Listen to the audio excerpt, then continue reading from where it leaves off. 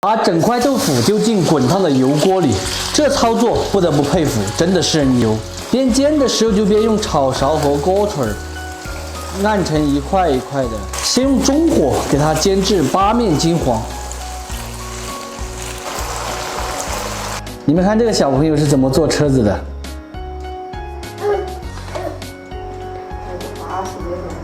将就煎豆腐的油下一点猪肉。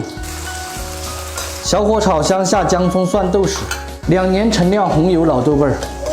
今天我们用的这一款豆瓣儿呢，它是一个高品质的2年陈酿的红油老豆瓣儿，既有红油豆瓣儿的颜色，然后又有老豆瓣儿的酱香味，特别的适合家庭使用。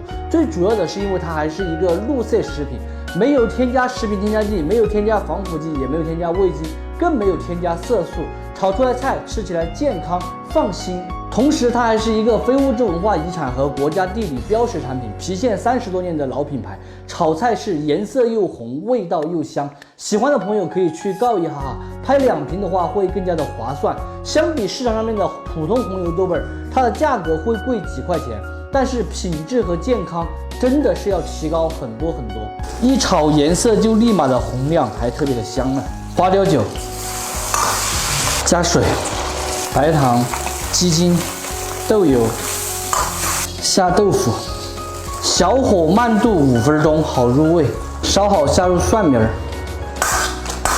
水淀粉挂薄芡，藤椒油，关火出锅，亮汁亮油，看起来就巴适。四川人百吃不腻的家常豆腐就做好了，外香内嫩，滋滋入味，口口都是香和下饭。喜欢的朋友收藏着，有时间的时候去告一行。 不喜欢的免费看完，撒过了。